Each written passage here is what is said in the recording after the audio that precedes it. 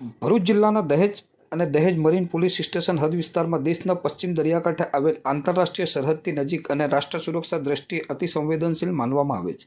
હાલમાં ભારત પાકિસ્તાન વચ્ચે વધતી તણાવની પરિસ્થિતિને ધ્યાને લઈ પોલીસ મહાનિરીક્ષક વડોદરા રેન્જ શ્રી સંદીપસિંહ તથા જિલ્લા પોલીસ અધિક્ષક શ્રી મયુર ચાવડાના માર્ગદર્શન હેઠળ કડક સુરક્ષા વ્યવસ્થા અમલમાં મૂકવામાં આવી છે. સુરક્ષા માટે લેવામાં આવેલ મુખ્ય કાર્યવાહીઓમાં પોલીસ બોટ, હથિયાર, ડ્રોન, બાયોકનલ, બોડી કેમેરાથી સજ્જ જવાનો નર્મદા જેટીથી સુવા સુધી દરિયાઈ સરહદ પર સતત પેટ્રોલિંગ કરી રહ્યા છે.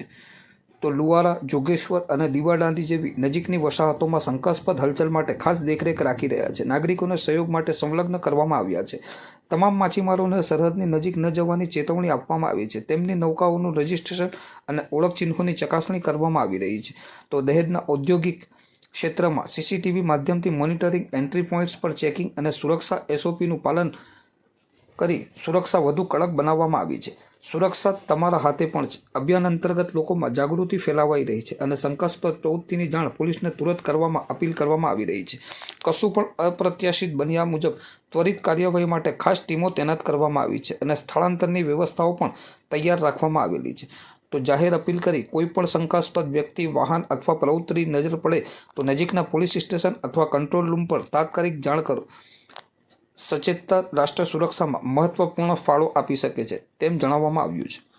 માં ચાલતી આતંકવાદી પ્રવૃત્તિઓ વિરુદ્ધમાં ભારત દ્વારા જે કાર્યવાહી કરવામાં આવી અને ત્યારબાદ પાકિસ્તાન દ્વારા યુદ્ધ વિરામનો ભંગ કરી સરહદ ઉપર જે હુમલા એણે ચાલુ કરેલા અને સરહદ ઉપર જે તંગદિલી ફેલાયેલી છે એના અનુસંધાનમાં ભરૂચ જિલ્લામાં કોઈ પણ પ્રકારનો અનિચ્છનીય બનાવ ના બને તેના માટે પોલીસ અધિક્ષક શ્રી મયુર ચાવડા સાહેબે તમામ પોલીસ અધિકારીઓને જરૂરી બંદોબસ્ત અને પેટ્રોલિંગ રાખવા માટે સૂચના કરેલી છે. જે અંતર્ગત અગત્યની જગ્યાઓ પર પૂરતો પોલીસ બંદોબસ્ત રાખવામાં આવેલો છે, પેટ્રોલિંગ કરવામાં આવી રહ્યું છે, વાહન ચેકિંગ ચાલુ કરવામાં આવેલું છે.